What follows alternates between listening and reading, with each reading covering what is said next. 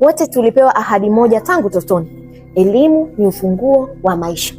Ukasoma, ukakesha, ukapata ile karatasi ya dhahabu ukiamini kila mlango utafunguka. Lakini mbona kila unapoingiza funguo kwenye mlango wa mafanikio lock inagoma?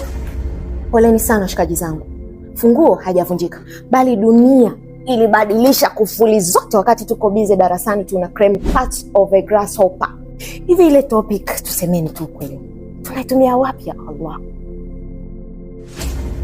Labda kwenye kuchinjia kuku.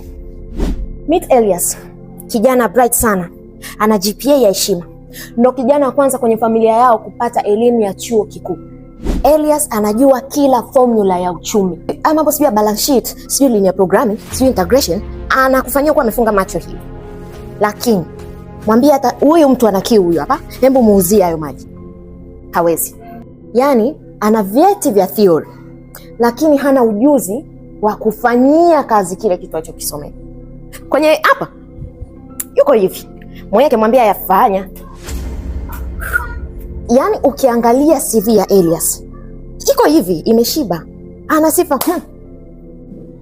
ujuzi sasa pa kuifanyia kazi. Sasa ile elimu ndio changamoto. Ili kusahau njaa inaopiga tumboni, Elias anapata hobby: motivational speakers. Kutwa yuko busy na headphones, anawasikiliza watu wanayomwambia maisha yana formula. Fanya hiki uwe bilionea ndani ya wiki moja. Let me teach you how to be a billionaire within a week. Na ukitazama hao motivational speaker anawasikiliza, either wametokea kwenye familia za kitajiri, either walikuwa na wazazi matajiri ambao wameachia urithi, either walikuwa na marafiki matajiri ambao waliwabeba hapa na pale wakatoboa.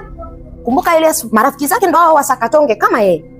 Lakini bado yuko busy mtandaoni na motivational speaker wanamwambia wewe ni simba, utatoboa. Na watu wanakuambia ninaingiza milioni kila siku, lakini kukupa hiyo elimu ya kuingiza milioni pia unatakiwa umpe yeye 300,000. Sio, unanielewa? Yaani utajiri wao wanauingiza, kukupa siri ya kuwa tajiri unabidi tena na wewe umpe 300,000 akufundishe jinsi ya kuingiza milioni kwa siku. Akili mtu wangu, motivational speakers na waangalia tu. Je, mnaotembea mnatengeneza milioni alafu tuwape 300,000 ada au tulipe 300,000 tuingie seminar mtufundishe jinsi ya kutengeneza milioni? Nie, ogopeni Mungu. Sasa Elias yuko busy focus sana na motivational speaker. Anajisahau yeye ametokea kwenye familia ya kimaskini, zero connection. Yeye kwanza ndo wa kwanza kutoboa, 0 years of experience, maana ni fresh from chuo, lakini busy anaiga na kusikiliza maneno ya watu ambao either wazazi waliwabeba au marafiki au wana watu kwenye system. Elias ana kiburi na degree yake. Mimi na